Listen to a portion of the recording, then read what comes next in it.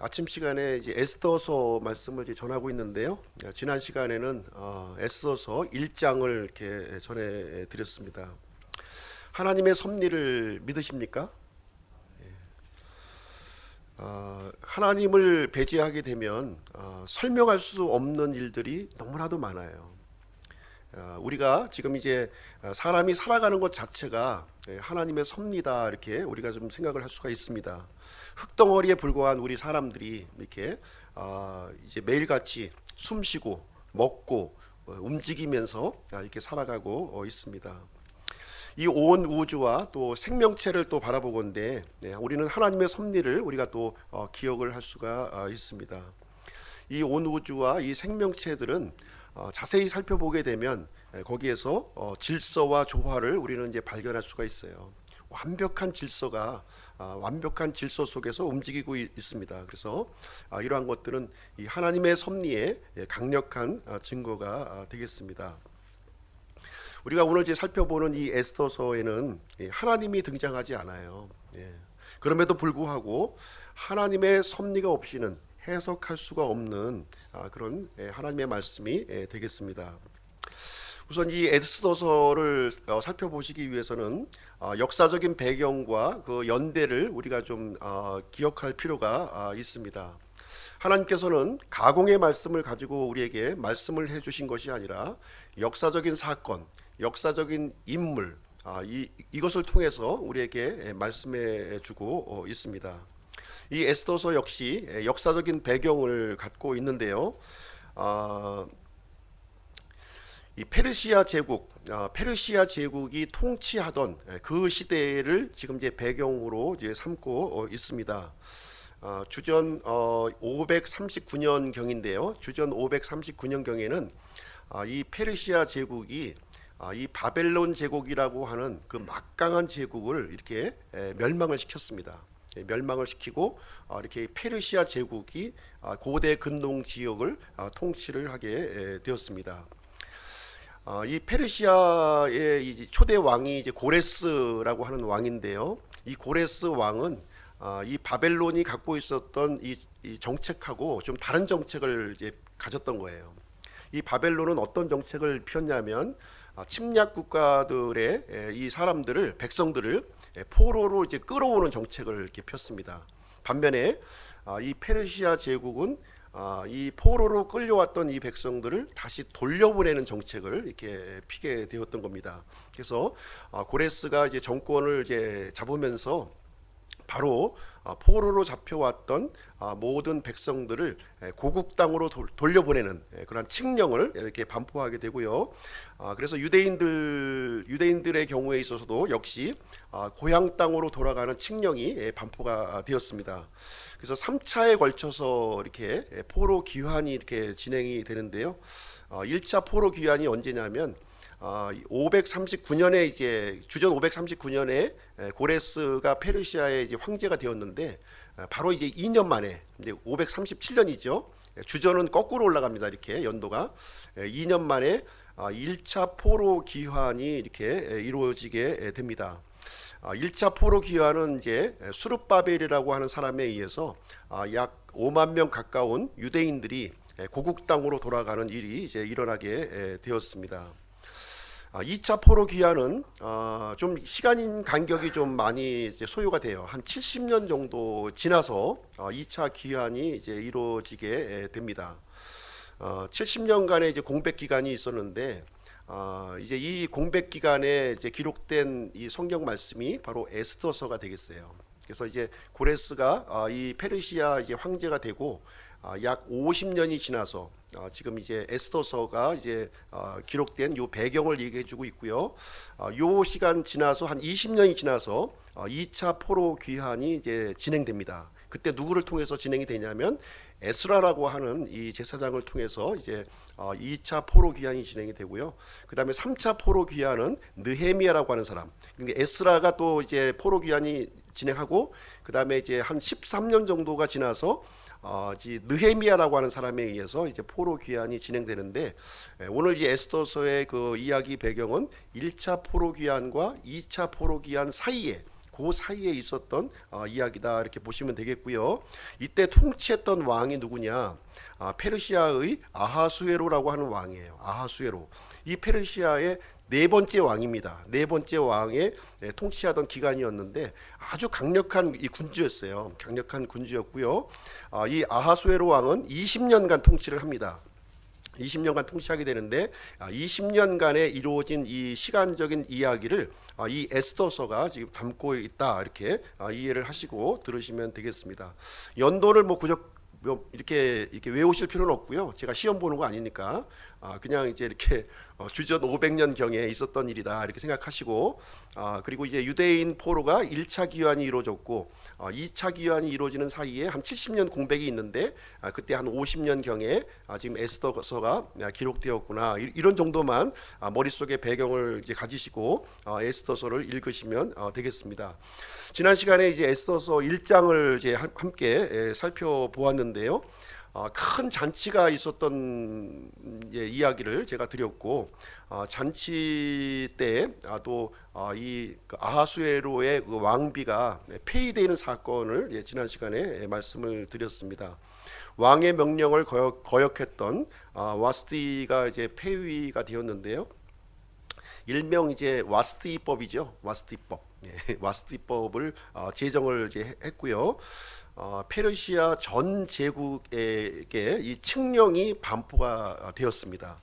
그래서 이제 칙령의 내용은 뭐 정확하게 알 수는 없지만 제가 이제 이제 말씀을 드린다면, 남편을 존경하지 않는 여자는 집에서 쫓아내도 좋다, 이런 칙령이에요. 참 지금 생각하면은 말도 안 되는 그 칙령인데, 그 당시에는 남성 위주의 그런 사회였다 보니까 이런 칙령이 이제 반포가 되었습니다.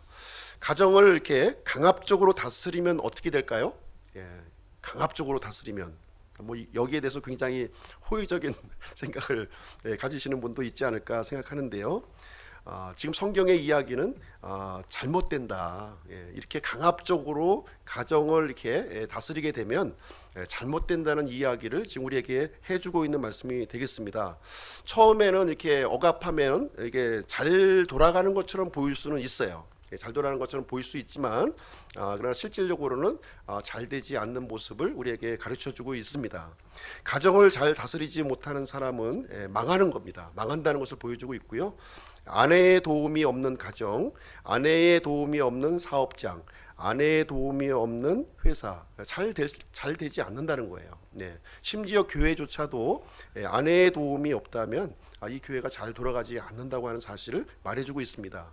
그래서 교회 리더의 조건을 이렇게 보시게 되면 이렇게 자신의 가정을 잘 다스리는 사람, 그런 사람이 교회의 리더로 이렇게 세워지게 되는 것을 말해주고 있습니다. 심지어 국가라 할지라도요, 이 아내의 도움이 없이는 심각한 타격을 받을 수밖에 없다는 사실을 우리에게 가르쳐주고 있습니다.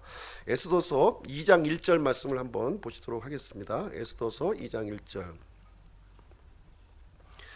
이 일들 뒤에 아하수에로 왕의 진노가 가라앉음에 왕이 와스디와 그녀가 행한 일과 그녀를 치려고 칙령을 내린 것을 기억하거늘, 이렇게 하면서 2장 1절 말씀이 지금 이제 시작이 되고 있는데요.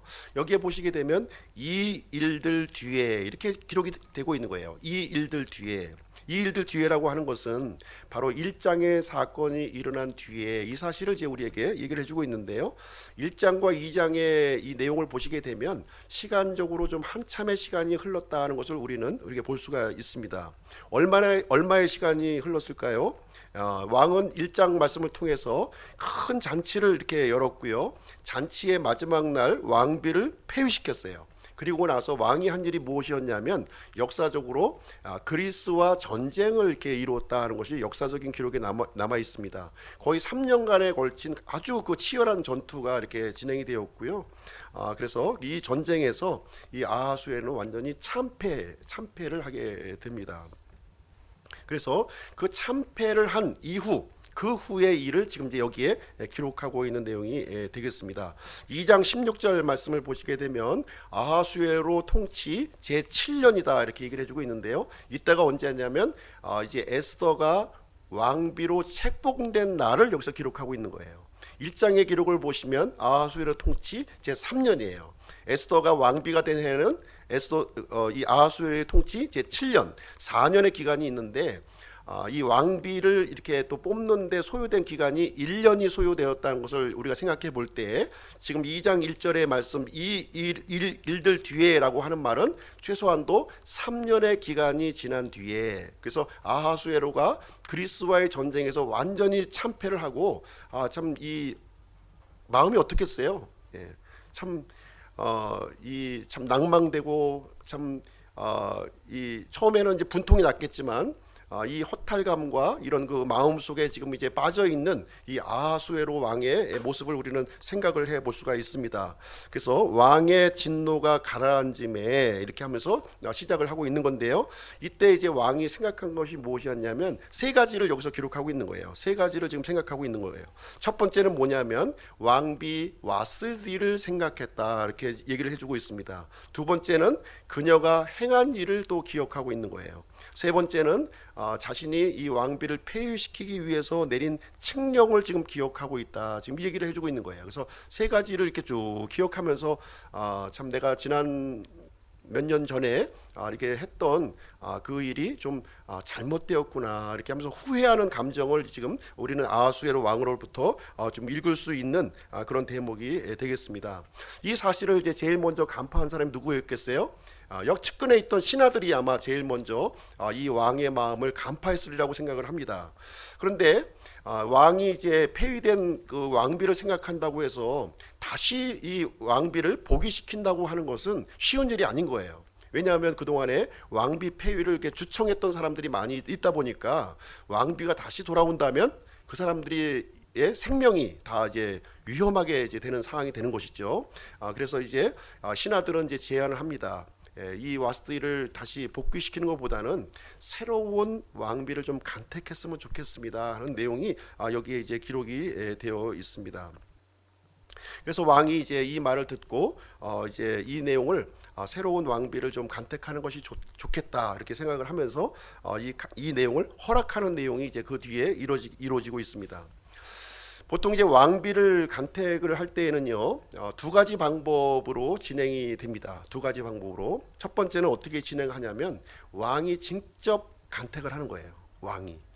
두 번째는 유력한 신하의 이 그 여식을 데려다가 왕비로 삼는 방법이 있습니다. 보통 이제 왕의 세력이 아주 강했을 때는요, 왕비를 직접 이렇게 뽑게 되죠. 직접 뽑게 되고요. 왕이 좀 이렇게 좀 위약하게 되면 이제 신하들에게 휘둘릴 염려가 있기 때문에 유력한 신하의 여식을 왕비로 이렇게 받아들이게 됩니다. 우리가 조선 시대의 역사를 이렇게 쭉 살펴보시게 되면 외척들의 문제가 끊임없이 이렇게 대두되는 모습을 볼 수가 있습니다. 그래서 초기에 조선왕국이 건국되었을 때는 이제 왕이 힘이 강했어요. 그러다 보니까 직접 왕비를 이제 간택을 하게 되었는데 점점 시간이 흘러가면서 왕의 힘이 약해지는 거예요. 그래서 그러다 보니까 이제 그 유력한 그런 신하들의 여식을 이제 왕비로 받아들이게 되고, 그 일로 인해서 외척의 문제가 끊임없이 이렇게 발생하게 되는 일을 우리가 역사를 통해서 볼 수가 있습니다. 그러면 과연 아하수에로는 어떤 방법을 취했을까요? 아하수에로는 첫 번째 방법을 취했겠죠. 당연히 아주 강력한 군주이기 때문에 자신의 뜻에 맞는 그런 사람을 직접 뽑기로 이렇게 결정을 했고요. 이제 왕비 간택령을 페르시아 전 제국에 선포를 하게 됩니다. 보통 이제 왕비 간택령이 내려지게 되면 어떤 일이 세워지냐면 최소한도 1년간은 결혼이 금지가 되는 거예요. 모든 결혼이 동결되는 겁니다. 그래서 간택령이 선포되는 즉시 이 페르시아에 있는 전 제국의 이 처녀들은 왕비의 후보감으로 이렇게 선정이 되고요. 어느 누구도 결혼할 수 없는 그런 상황에 지금 이제 처해지게 됩니다. 그래서 이제 이 아하수에로는 왕비 간택을 위해서 이제 직무 수행자를 여기 선정하는 장면이 여기에 기록이 되어 있어요. 직무 수행자 누굽니까? 이 또 시종장 해계라고 하는 사람을 이 왕비 간택령의 지금 이제 총 책임자로 임명하는 장면이 여기에 있고요.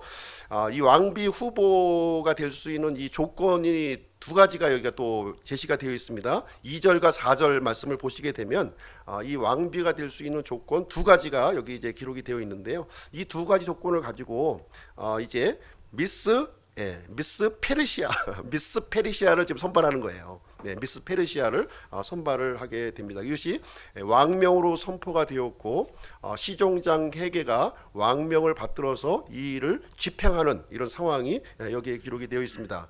그래서 2절 4절에 보시면 이 조건이 나와 있는데요. 특별한 조건이 나와 있는 거예요. 가문이나 이 출신 신분을 보지 않겠다는 겁니다. 여기서 이 조건이 뭐냐면 첫 번째 조건이 왕을 위하여 아리따운 처녀라는 거예요. 일단 이뻐야 된다는 거예요. 이 남성의 공통적인 특징이죠. 일단 이뻐야 된다. 두 번째 조건은 뭐냐면 4절 말씀에 왕을 기쁘게 하는 처녀여야 한다는 것을 이 두 가지 조건을 이제 제시가 됩니다.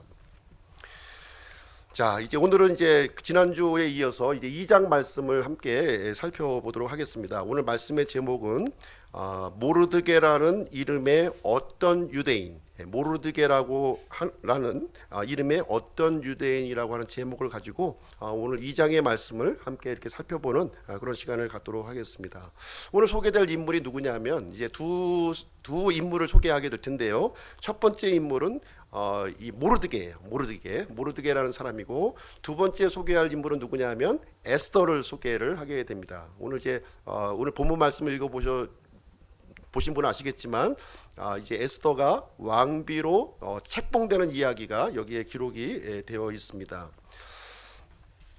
첫 번째로 이제 모르드게를 좀 어떤 사람인지 한번 우리가 살펴보는 시간을 갖도록 하겠습니다. 5절 말씀 한번 보시죠. 5절 모르드게는 어떤 사람인가?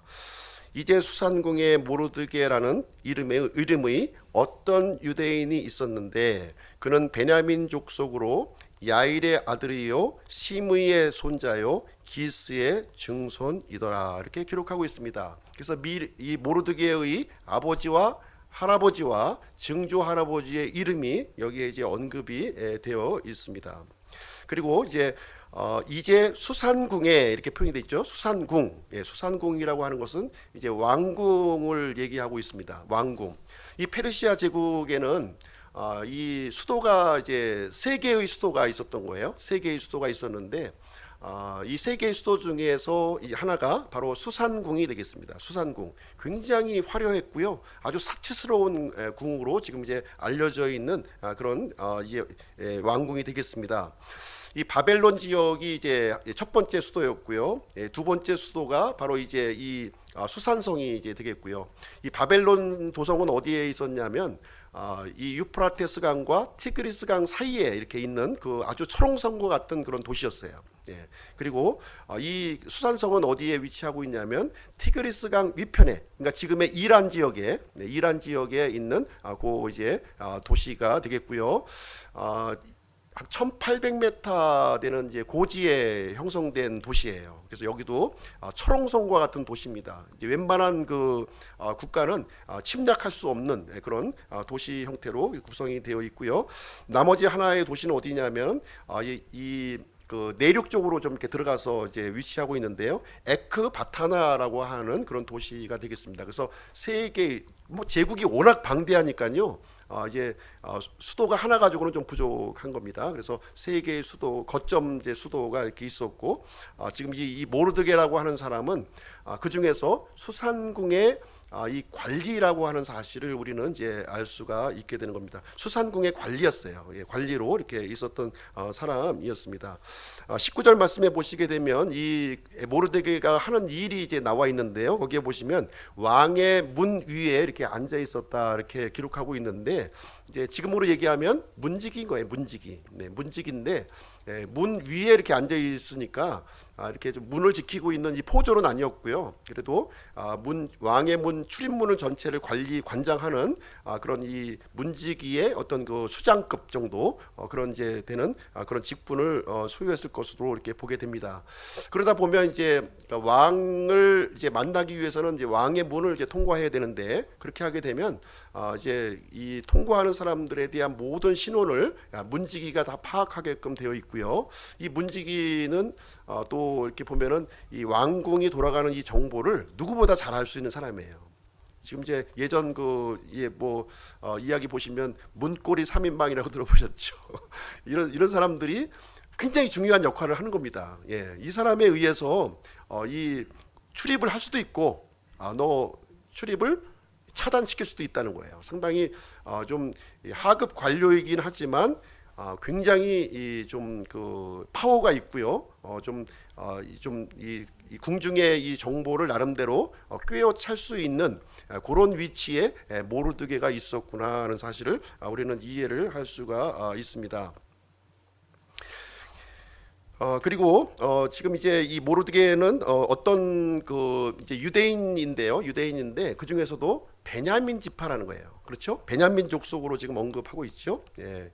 유대인이었고요, 베냐민 족속이었다는 거예요. 다시 말하자면 남유다 왕국의 백성이었다는 겁니다. 남유다 왕국은 유다 지파와 베냐민 지파 이렇게 구성이 되어 있었는데, 그 중에서 베냐민 지파에 속한 그런 사람이었다는 것을 얘기해주고 있습니다. 그리고 세 번째 우리가 알 수 있는 또 이 정보가 있는데요. 6절에 보시면 또 모르드게에 대한 추가적인 정보가 여기에 언급이 되고 있습니다. 6절 말씀 한번 보시겠습니다. 6절.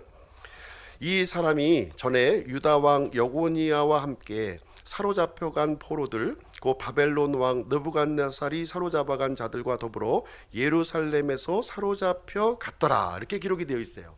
그러니까 이제 지금 이제 모르드게의 이 친족에 대한 언급이 쭉 나오고 있잖아요. 아버지 이름과 할아버지 이름과 그리고 증조 할아버지의 이름이 언급이 되고 있는데, 이 모르드게의 이 그 선친들은 지금 이제 어디에 있었냐면 이 포로로 끌려오기 전에 예루살렘에 있었다는 것을 알 수가 있는 거예요. 예루살렘에 있었구나 하는 것을 이제 우리는 알 수가 있습니다. 그래서 포로로 끌려올 때 누구랑 끌려왔냐면 유다 왕 여고니아와 함께 사로잡혀 왔다, 이렇게 기록을 해주고 있는 거예요. 이 여고니아는 이제 어떤 사람이냐면 여호야긴이에요. 여호야긴. 그래서 이제 여호야 왕과 함께 이렇게 끌려왔다고 하는 거 보니까 그래도 예루살렘에서 나름대로 이렇게 좀 세력이 있는 가문에게 지금 속해 있는 사람이었구나 하는 사실을 알 수가 있습니다. 왕과 함께 끌려올 정도면 이제 이 천한 신분은 아니었을 거예요. 좀 이렇게 좀 나름대로 이렇게 좀 부유하거나 어떤 그런 그 위치에 있는 사람이었다 하는 것을 알 수가 있습니다. 근데 이제 이 사람이 전에 유다 왕 여고니아와 함께 끌려왔는데, 이때가 언제냐면은 굉장히 좀 오랜 시간이에요. 이 포로로 이제 끌려올 때 3차에 거쳐서 또 포로로 끌려갑니다. 돌아갈 때도 3차에 걸치지만 끌려올 때도 3차에 걸쳐서 끌려오게 돼요. 그래서 첫 번째 포로로 이제 끌려왔던 시기가 되겠습니다. 이때 여고니아가 이제 포로로 끌려왔던 시기는 언제냐면 주전 606년이에요. 주전 606년. 그래서 이제 요때 모르드게가 이제 이 아이로서 또는 이제 태어난 뒤에 끌려왔다고 생각되어지진 않습니다. 왜냐하면 지금 이제 480년이고요. 606년과 계산하면은 120년 차이가 있는 거예요. 120년. 그러니까 만약에 이제 모르드게가 이제 어렸을 때 만에 끌려왔다면 나이가 최소한도 130세가 되는 거죠. 그 있을 수가 없는 얘기고요. 그래서 지금 이제 여고니아와 끌려왔었던 이 때는 할아버지 기스가 끌려왔던 것으로 생각이 되어지고, 이 모르드게는 포로로 끌려와서 이제 페르시아에서 출생한 거예요. 그렇다고 그렇게 보는 것이 지금 이제 합당한 겁니다. 그래서 이 모르드게는 페르시아 땅에서 출생한 유대인 2세로 보시면 될 것 같아요. 유대인 2세. 그래서 할아버지와 또 증조 할아버지와 아버지가 여고니아 왕과 함께 이렇게 끌려왔고요. 그래서 페르시아 땅에 살면서 이제 유대인 2세로 지금 이제 태어난 그런 사람이구나 하는 사실을 여기서 생각을 해볼 수가 있습니다. 이제 그 이 페르시아에서 이렇게 그 포로로 끌려온 백성이라고 하는 것은 좀 이제 천대받는 백성이에요. 좀 이제 천시받는 그런 신분이었구나 하는 사실을 우리가 좀 알 수가 있습니다. 그럼에도 불구하고 이 모르드게는 왕궁의 문지기로, 문지기 중에서도 높은 지위에 지금 있는 것을 보았을 때 나름대로 성공한 사람, 포로로 끌려온 백성 중에서도 성공한 사람이었구나 하는 사실을 우리가 알 수가 있습니다. 아마 그 당시에는 먹고 사는 게 굉장히 힘들었을 거예요. 힘들었을 텐데 최소한도 이 관리가 되면 먹고 사는 문제는 해결이 되는 겁니다. 그래서 그런 정도의 먹고 사는 것 정도는 해결된 그런 정도의 포로 백성 출신이었다 하는 것을 우리가 알 수가 있습니다. 7절 말씀에 보시게 되면 이 모르드게에 대한 또 하나의 정보를 우리에게 알려주고 있는데요. 7절 말씀 제가 읽어드리겠습니다. 그가 자기 삼촌의 딸 하다사 곧 에스더를 양육하였으니 그녀에게는 아버지나 어머니가 없었더라. 그 처녀는 용모가 곱고 아름답더라. 그녀의 아버지와 어머니가 죽은 뒤에 모르드게가 그녀를 자기 딸로 삼았더라. 이렇게 기록이 여기에 나와 있습니다. 이 모르드게가 에스더를 양육했다는 거예요. 이 사촌 동생인 에스더를 이제 양육을 했다 이렇게 기록이 되어 있는데요. 이 에스더는 어렸을 때 아마 이제 부모를 이렇게 좀 잃었던 것 같아요. 그래서 어린 나이에 이제 고아가 되는 신분이 되었고 모르드게가 이 에스더를 이 자신의 양녀로 삼아서 이렇게 애지중지 있게 키웠던 것으로 이렇게 생각이 되어집니다.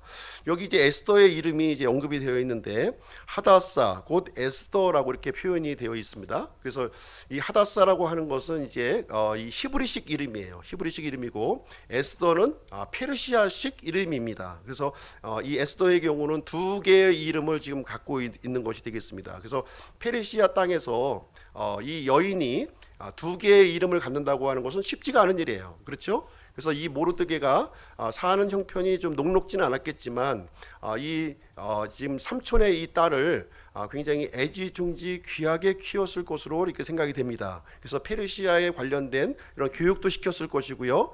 여인으로서 갖춰야 될 여러 가지 내용들을 가르치지 않았을까 하는 생각이 여기서 드는 거예요. 그래서 에스더는 하다사, 에스더 두 개의 이름을 이렇게 가진 것으로 보아서는 그냥 이제 이게 방치되었던 것이 아니라 굉장히 귀하게 이 에스더를 양육했던 것으로 이렇게 생각이 되어지는데요. 그래서 이 모르드게와 이 에스더는 굉장히 이렇게 친밀한 관계로 이렇게 좀 서로 이제 묶여져 있는 관계로 우리는 생각을 해볼 수가 있습니다. 그래서 아마도 이 에스더가 이제 나중에 왕비가 되잖아요. 왕비가 되는데 이 왕비가 될 수 있는 이 소양과 덕목을 갖춰주게 했었던 결정적인 사람이 누구냐? 바로 모르드게라고 하는 사실을 우리는 생각을 해볼 수가 있습니다. 그리고 이 모르드게는 또 어떤 사람이었냐면요, 자기 직무에 충실했던 사람이었어요. 자기 직무에 충실했던 사람이었음을 우리는 볼 수가 있습니다. 2장 마지막 부분에 우리가 이제 에피소드 하나가 이제 기록이 되어 있는데요. 왕실 반란 사건을 거기서 기록하고 있는데 이때 모르드게가 이제 조기에 적발을 해요. 그 반란 사건을 미리 적발을 해가지고 이제 왕실에 보고하는 내용이 이제 거기에 기록이 되어 있습니다. 이 왕을 죽이려고 하는 이 음모를 이제 발견을 해서 에스더에게 알려주고 또 에스더는 모르드게의 이름으로 왕 앞에 보고를 하게 되는 일이 기록이 되어 있어서 큰 공적을 세우는 그 일이 기록이 되어 있습니다. 그래서 이 일로 미루어 보았을 때 이 모르드게는 자신에게 주어진 일을 이렇게 충실하게 신실하게 잘 감당하는 사람이었다는 것을 우리는 이제 알 수가 있습니다. 이제 두 번째로 우리가 생각해 볼 수 있는 인물은 누구냐면 바로 이제 에스더를 우리가 생각을 해볼 수가 있겠습니다. 오늘 이제 주인공이죠. 에스더서의 주인공입니다. 2장의 주인공은 이제 모르드게고요. 이 에스더서 전체의 주인공은 지금 이제 에스더인데 에스더에 대해서 한번 보도록 하겠습니다. 에스더의 용모를 이렇게 보시게 되면 이제 7절 말씀에 이제 우리가 언급되어 있다시피 용모가 참 곱고 아름다웠다 이렇게 기록을 해주고 있어요. 그 용모가 굉장히 빼어나고 누가 봐도 한눈에 이렇게 번쩍 뜰 정도로 아주 아름다운 처녀로 성장했음을 이제 알 수가 있습니다. 그런데 이제 자라난 환경은 좀 굉장히 불우했겠죠. 예, 어렸을 때 이제 조실 부모하고 이렇게 어떻게 보면은 이제 사촌 오빠 이제 나이 차이가 굉장히 많이 났겠죠. 예, 나이 차이가 많이 나는 사촌 오라버니 밑에서 이렇게 자라다 보니까 굉장히 불우한 환경에서 이렇게 자라나게 되었습니다. 그럼에도 불구하고 이 에스더에게는 많은 장점이 있음을 오늘 본문 말씀을 통해서 우리에게 보여주고 있는데요. 이 에스더는 외모가 굉장히 뛰어났고요. 그뿐만 아니라 이 내면의 아름다움도 굉장히 고왔다 하는 것을 우리에게 가르쳐 주고 있습니다. 그리고 가장 중요했던 이 그 에스더의 특기가 있었는데 그것은 무엇이냐면은 사람들에게 기쁨을 주는 재주가 있는 거예요.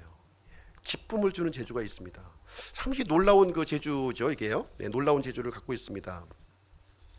이 에스더는 제일 먼저 모르드게에게 호의를 입은 거예요. 모르드게에게 호의를 입었어요. 그래서 사촌 그 동생이라고 해서 무조건 키울 수 있는 거 아니거든요. 예, 무조건 키울 수 있는 거 아니에요. 그런데 이 에스더가 어렸을 때부터 사람을 기쁘게 하고 사람을 따르는 아주 그 신비한 그런 그 이 재주를 갖고 있다 보니까 이제 자신의 딸로 이제 이렇게 키우게 되는 그런 일이 이제 발생하게 되었습니다. 그래서 에스더서는 상대방을 이렇게 즐겁게 해주고 상대방을 이렇게 편안하게 해주는 그런 아주 좀 독특한 그런 부분이 이제 말로 설명하기 좀 어려운데요. 그런 부분이 좀 있었지 않은가 하는 것을 우리는 이제 보게 됩니다. 누가복음 2장에서도 보시면 예수님의 이제 어렸을 때의 모습을 우리에게 알려주고 있는데요. 예수님께서는 지혜와 키가 자라며 하나님과 사람에게 더욱 호의를 입으시더라 이렇게 기록이 되어 있어요. 그래서 예수님도 자라는 과정에서 이렇게 보시게 되면 하나님과 사람에게 호의를 입었다 하는 것을 기록을 해주고 있습니다. 그래서 에스더도 이게 성장 과정부터 이 아주 그 천성적으로 이 성품이 굉장히 이렇게 이 호의를 받는 그런 성격의 소유자구나 하는 것을 우리는 보게 됩니다. 우리 주변에서도 그런 사람들을 좀 볼 수 있나요? 우리 주변에?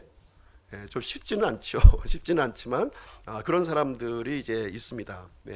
말 한마디를 이렇게 하더라도 아주 귀엽게 하는 거예요. 아주 야물딱지게 이렇게 얘기를 하게 되고 행동 거지라든가 이 표정이라든가 이런 것들을 아주 이 풍겨 나오는 이미지가 아주 남다른 사람들이 있다는 거죠.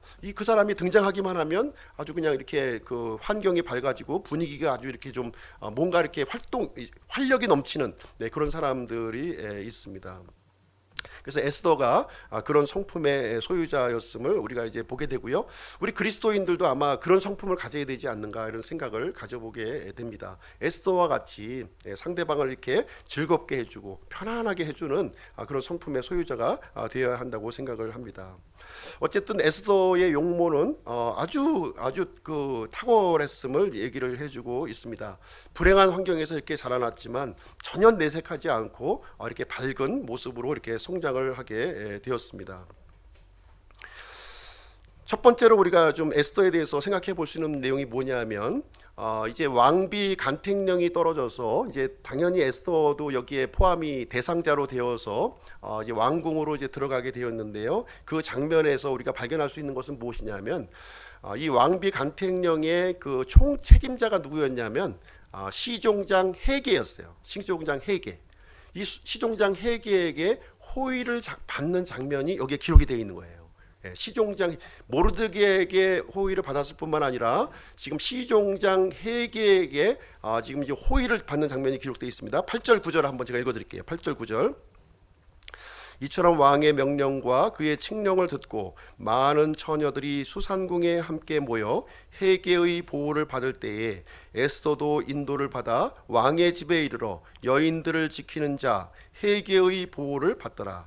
그 처녀가 그를 기쁘게 함으로 그의 친절을 얻으니라. 그가 곧바로 정결하게 할 물품과 그녀에게 속한 물건들을 주며 또 왕의 집에서 마땅히 그녀에게 주어야 할 7명의 시녀를 주고 그녀와 그녀의 시녀들을 택하여 여인들의 집에서 가장 좋은 곳으로 데려가니라. 이렇게 이제 기록이 되어 있습니다.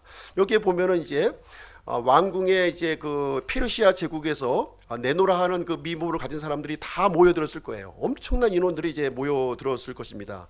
에스더도 여기에 당연히 포함되어서 왕궁에 이제 들어가게 되었는데 공교롭게도 이 간택령을 집행하고 있는 총 책임자의 눈에 반짝 드는 거예요. 총책임자의 눈이 드는 겁니다.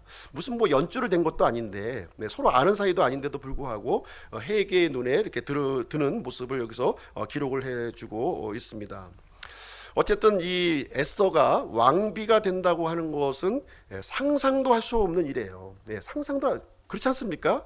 지금 이제 삼류 백성, 이 포로 백성으로 끌려와서 조실부모한 이 아이를 어떻게 왕비가 되겠어요? 단지 이제 뛰어난 미모 때문에 이제 왕시대에 오긴 왔지만은 지금 이제 왕비가 된다고 하는 것은 꿈도 꿀 수 없는 일입니다. 그런데 헤게의 이 눈에 드는 일이 여기 발생이 된 거예요. 그래서 이 헤게는 이 에스더를 가장 좋은 곳, 여러 사람들이 많이 있었을 텐데 그 중에서 가장 좋은 처소로 인도하는 장면이 여기에 기록이 되어 있습니다.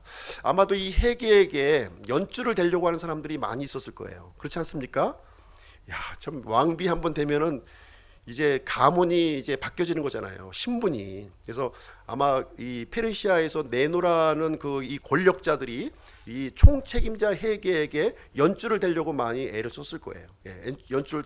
연줄도 되고 심지어는 아마 이 시종장이 이제 내시거든요. 내시니까 좀 압력도 좀 내 말 안 들으면 너 이제 알았어 해 하면서 아마 그런 이 압력도 가했을 것으로 생각이 됩니다. 자, 이런 상황에서 지금 이제 우리가 생각해 볼 수 있는 것이 뭐냐면은 요즘 들어서 이제 많이 하는 그 면접 형태예요. 이 브라인드 면접이라는 것을 좀 합니다. 브라인드 면접이라고 좀 들어보셨는지 모르겠지만은 예전에는 이제 그 이력서를 보고서 다 이제 채용을 했는데 요즘엔 이력서를 안 보는 거예요. 이력서를 완전히 브라인드 처리하고 그 사람의 재능과 그것만 가지고서 이제 판단을 하는 면접을 보는 형태가 있습니다. 아마도 이제 이 헤게가 이때 시행했던 이 면접 방법이 브라인드 면접이 아니었겠는가. 너무나 내노라고 하는 이 출신 배경이 너무나도 많다 보니까 이 출신 배경 가지고는 이게 이 구분을 할 수가 없는 거예요. 그것을 어떤 표준점을 잡기가 굉장히 어려운 겁니다. 그래서 출신 배경 무시하고 처음에 이제 왕비 선택의 조건도 이제 출신 배경이 들어가 있지 않았던 거예요. 그러다 보니까 아마 브라인드 면접을 진행하지 않았는가 이렇게 생각을 합니다. 어쨌든 그렇다 하더라도 에스더가 왕비가 되는 것은 있을 수가 없는 얘기고요. 만약에 된다면 이것은 동화책에나 나오는 그런 이야기가 이제 될 것입니다. 어쨌든 이제 이 그 헤게는 이 왕을 누구보다도 잘 아는 사람이었거든요. 그래서 출신 배경을 제외한다면 에스더가 왕에게 최적합한 인물이 아니겠는가 이런 생각을 아마 했을지도 모르겠어요. 이전의 왕비 와스디를 대신할 수 있는 아마 그런 그 성품을 가졌을 것으로 아마 생각이 됩니다. 그래서 이 시종장이 뭐 결정한다고 되는 것은 아니겠지만 어쨌든 시종장에게 이제 호의를 받는 장면이 여기에 기록이 되어 있습니다. 우리는 하나님의 섭리를 좀 생각해 볼 수 있나요? 하나님의 섭리를 우리는 생각을 해볼 수가 있습니다. 그래서 에스더가 왕비가 되도록 하는 일에 있어서 이 하나님께서 일하고 있는 모습을 우리는 보게 됩니다. 기록은 안 되어 있지만 하나님께서 모르드게라는 사람을 사용하셨고요. 지금 일면식도 없는 시종장 헤게를 또 사용하고 있는 모습을 우리는 이제 발견하게 됩니다. 이 에스더는 시종장에게만 호의를 얻었던 것이 아니라요. 거기에 그 참석한 그 이 많은 미스 페르시아 후보들 있잖아요. 미스 후보들에게도 많은 호의를 입었다. 이렇게 또 기록이 되어 있는 거예요. 서로 경쟁자인데 어떻게 호의를 입을 수 있을까요? 상대방을 떨어뜨려야 내가 왕비가 되는 그런 관계인데 그 사람들에게 호의를 입었다 또 기록을 해주고 있습니다. 15절 말씀 한번 보겠습니다. 15절 같이 한번 읽어보시죠. 시작. 이제 모르드게의 삼촌 아비하일의 딸 곧 모르드게가 자기 딸로 취한 에스더가 순서가 되어 왕에게 들어갈 때 여인들을 지키는 자 즉 왕의 시종장 헤게가 정해진 것 외에는 다른 것을 요구하지 아니하였더라. 에스더가 그녀를 바라보는 모든 사람의 눈앞에서 호의를 입었더라. 이 신비한 일이 일어난 거예요. 예, 모든 사람의 눈에서 호의를 입었다 이렇게 기록이 되어 있습니다. 이제 마침내 이제 에스더가 이제 왕 앞에 들어갈 차례가 되었습니다. 예, 긴장이 좀 되었겠죠. 예, 긴장이 되었고요. 근데 이제 에스더의 모습을 통해서 여기서 이제 우리가 좀 생각해 볼 수 있는 것은 무엇이냐면은 이 에스더는 시종장 헤게의 명령에 순종했다 이렇게 기록이 되어 있는 거예요. 시종장 헤게의 명령에 전적으로 순종하는 에스더의 모습을 볼 수가 있습니다. 왕의 시종장 헤게가 정해진 것 외에는 다른 것을 요구하지 아니하였더라 이렇게 기록이 되어 있어요. 그래서 헤게가 지정해준 그것만 받아들였고 다른 것을 받아들이지 않은 거예요. 원래 이제 이 후보자들은 이제 헤게가 준 것 외에 다른 것들도 요청을 할 수가 있었어요. 예, 다른 것들도 왜 그러냐면은 이제 여성의 이 치장의 부분은 어떻게 표준으로 정하기가 다 어려운 거예요. 다 각자의 취향이 다르다 보니까 어떤 사람은 뭐 동그란 보석을 좋아하고 어떤 사람은 세모난 보석을 좋아하고 어떤 사람은 또 이런 향수를 좋아하고 또 저런 향수를 좋아하고 각자 취향이 다르다 보니까 정할 수가 없는 거예요. 그래서 헤게는 기본적인 것만 이렇게 제공을 해주고 나머지는 당신들이 알아서 집에서 마음대로 가져와도 좋다 이렇게 얘기를 해준 거예요. 그런데 에스더만큼은 가족을 형편도 되지 않았고요. 헤게가 지정해준 그것만 받아들인 거예요. 그것만 단순하게 그것만 받아들였다 이렇게 기록을 해주고 있습니다. 참 이제 그러다 보니까 에스더는 어떻게 되겠습니까?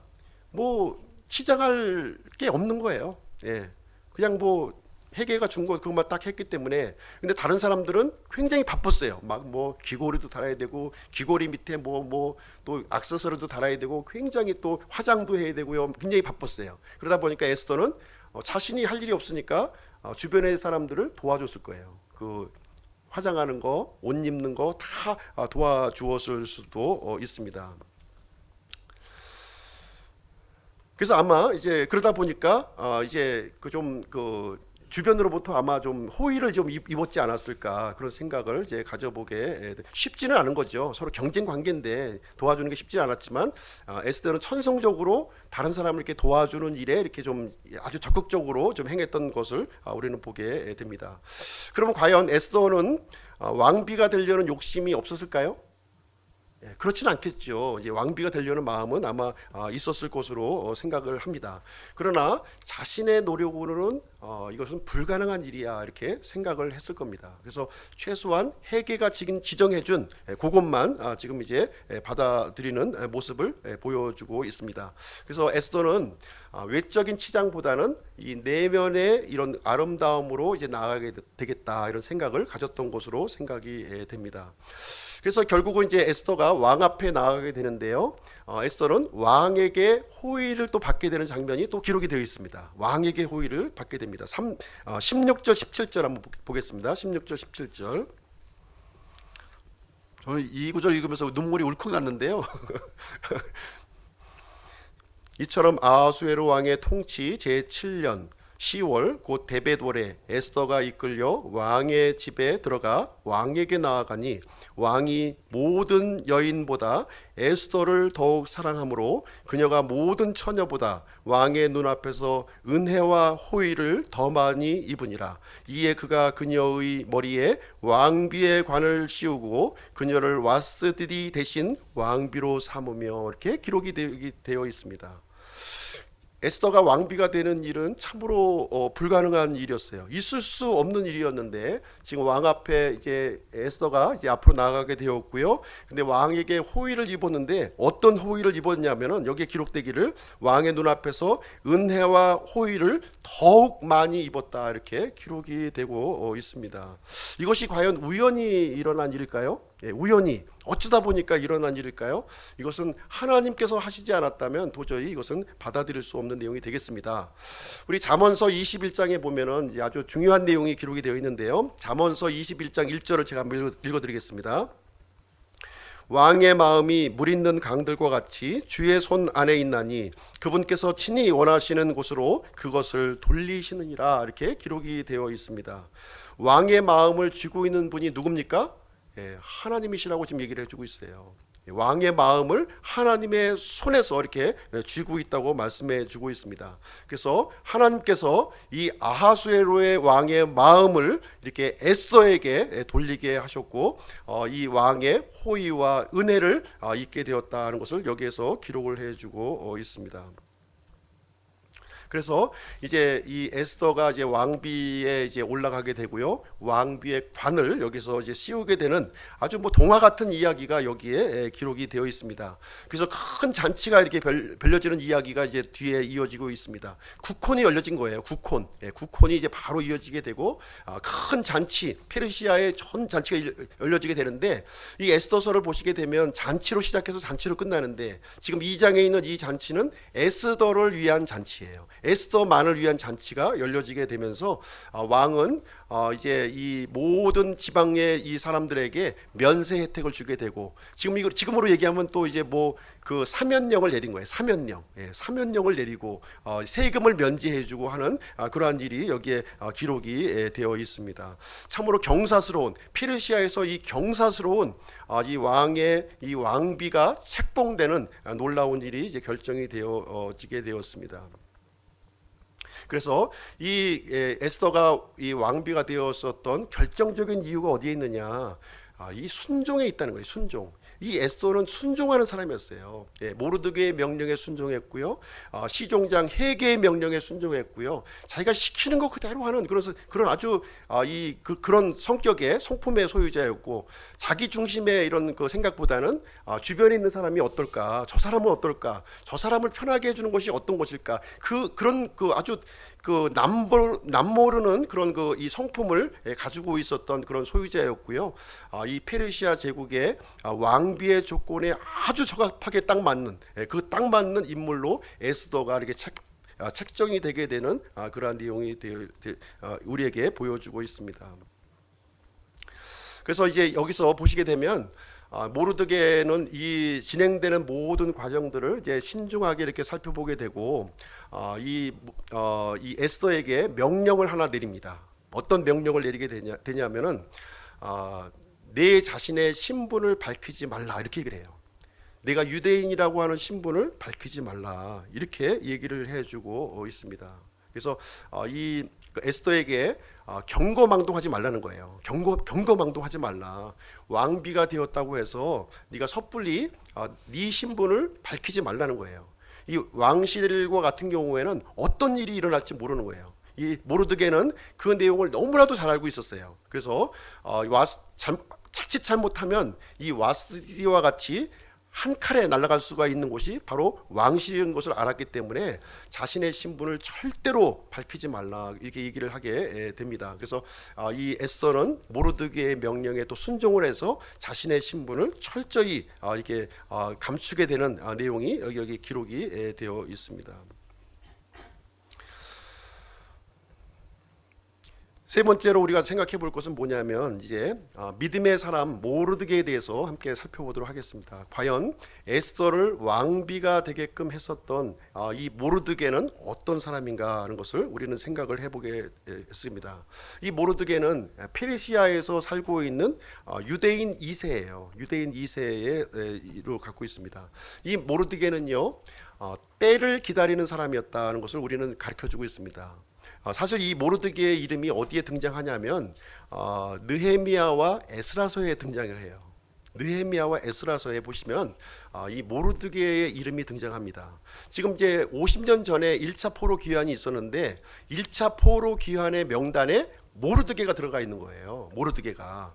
그래서 이 1차 포로로 이제 귀환한 사람들이 어떤 일을 했냐면 성전 건축하는 일을 했어요. 그래서 모르드게가 그 일에 참여한 거예요. 그러고 나서 50년이 지난 시점에 현재 일을 기록하고 있으니까 최소한도 지금은 성전 건축을 하다가 지금 다시 페르시아로 돌아와서 지금 있는 거예요. 그러다 보니까 지금 모르드게의 나이는 최소한도 70 내지 80 정도 된 그런 나이에 지금 있는 상황이 이제 되겠습니다. 그래서 모르드게는 문지기 페르시아의 문지기로 있으면서 때를 기다리는 그런 사람이었다 하는 것을 우리는 이제 알 수가 있습니다. 그래서 SD를 이렇게 잘 양육을 해서 이 자신의 백성들이 어떻게 하면 구출될 것인가, 이 하나님의 때를 기다리는 사람이 바로 모르드게였다는 사실을 우리는 또 우리 생각을 해볼 수가 있습니다. 우리 그리스도인들도 그런 마음을 가져야 돼요. 그런 마음도. 그냥 세월이 흘러가는 대로 이렇게 살아가는 것이 아니라 주님의 때를 바라보면서 깨워서 준비하는 저희들의 삶이 되어야 될 줄로 생각합니다.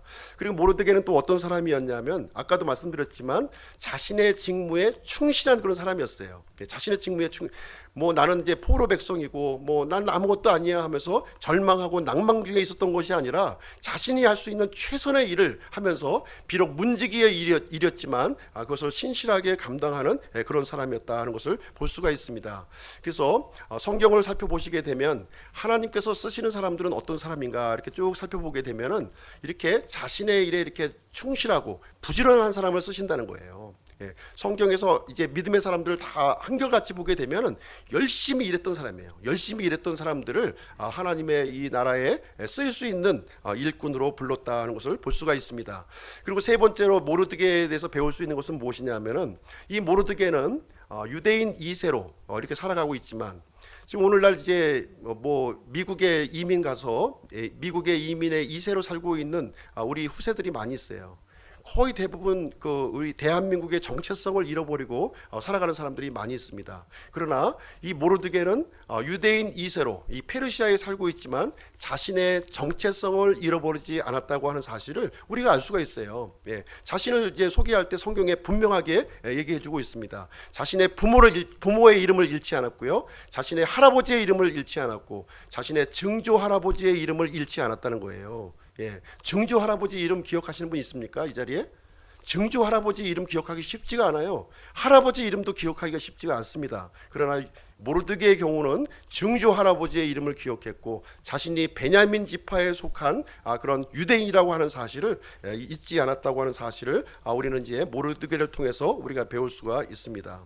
비록 에스더에게는 그 신분을 이제 숨기라고 얘기를 했어요. 그러나 정작 본인은 자신이 유대인임을 숨기지 않았고요, 3장에 이어지는 말씀을 통해서도 하만에게 자신이 유대인이라고 하는 사실로 절하지 않는 그러한 모습을 우리는 읽어볼 수가 있습니다. 우리 그리스도인들도 이 세상에 그리스도인으로 우리가 살아가고 있어요. 그리스도인이라고 하는 이 정체성을 우리는 잃어버려서는 안 된다고 하는 사실입니다. 우리가 이 세상에 거주하고 있지만 이 세상에 속한 자가 아니라는 거죠. 그리스도인으로서 이 세상에 속한 자로서 살아가서는 안 된다는 거예요. 그래서 모르드게는 페르시아 땅에 거주하고 있었지만은 유대인 신분으로서 살아가는 모르드게의 모습을 볼 수가 있습니다. 그리고 이 모르드게는 자신에게 주어진 사명을 잃지 않았어요. 사명을 잃지 않았습니다. 사실 이제 모르드게는 어떤 유대인으로 소개합니다. 어떤 유대인, 무명의 사람이었어요. 이름 없는 무명의 그 포로로 끌려온 백성 중에 한 사람이었지만, 이 모르드게는 믿음의 사람이 되기를 이렇게 작정했다고 하는 사실입니다. 그리고 이 3장 말씀을 통해서 우리가 또 앞으로 보겠지만, 이 에스더에게 믿음의 불씨를 심어준 사람이 누구냐? 바로 모르드게라는 거예요. 모르드게가 에스더에게 믿음의 불씨를 심어주게 하였고, 이 페르시아에 있는 유대 백성을 구출하게 되는 결정적인 계기를 거기서 마련해주는 장면을 우리가 볼 수가 있습니다. 그래서 모르드게는 비록 포로기 백성으로 이방 땅에서 살고 있었지만 절대로 자신의 조상을 잃어버리지 아니하였고요, 자신이 믿고 있는 하나님을 잃지 않았고, 믿음의 깊이를 차곡차곡 쌓아가는 그런 사람이었으며, 이 하나님과의 교제를 눈물로 이렇게 나누었던 그런 사람이었구나 하는 사실을 우리는 알 수가 있습니다. 그리고 자신의 구출만, 자신의 안위만 생각했던 것이 아니라 유대 백성의 구출을 늘 갈망하는 그런 사람이었음을 우리는 볼 수가 있습니다. 그래서 하나님께서는 이 무명의 유대인, 무명의 모르드게를 이제 역사의 중심에 우뚝 세워놓는 일이 바로 이 에스더서에 기록이 되어 있습니다. 에스더서의 마지막 부분에 보시게 되면 이 무명의 이 문지기 유대인이 이 페르시아의 총리로 올라가는 그 일이 기록이 되어 있습니다. 자, 오늘 이제 말씀을 이제 결론을 내리도록 하겠습니다. 하나님께서는요, 이 다수의 사람을 통해서 일을 하고 계시는 것이 아니라 소수의 믿음의 사람 그 한 사람을 통해서 하나님의 일을 이루어가고 있다고 하는 사실을 보여주고 있습니다. 비록 모르드게는요 지금 마이너 변방 삼류 출신의 신분의 그 사람이었어요. 그러나 모르드게는 믿음의 사람이었기 때문에 하나님께서는 모르드게의 믿음을 보시고 하나님의 일에 지금 이제 투입하고 있는 이 모습을 우리는 보게 됩니다. 지금 이 순간에도 하나님께서는 누구를 찾고 있습니까? 믿음의 사람을 지금 이제 찾고 있다 하는 거예요. 말로만 하는 사람은 필요 없어요. 이 준비하는 믿음, 실행하는 믿음을 가지고 있는 이런 사람들을 하나님께서는 찾고 계시고요. 그 사람을 통해서 하나님의 일을 이루어가고 있습니다. 그래서 준비하는 우리 믿음이 필요하고요. 하나님께서 이제 쓰시고자 할 때 내가 여기 있나이다 하고 나설 수 있어야 되리라고 생각을 합니다. 믿음으로 준비되는 우리 기쁨 침례교회 성도님들이 되시기를 주님의 이름으로 축원드립니다. 사람과 환경을 바라보는 사람들은 떨어져 나갈 수밖에 없어요. 인내하고 기다리지 못하는 사람은 하나님께서 그 사람을 사용하지 않으십니다. 모르드게와 같이 인내하며 또 하나님의 때를 기다리는 이 믿음의 사람이 되시기를 간절히 축원드립니다. 이상으로 오늘 말씀을 마치도록 하겠습니다.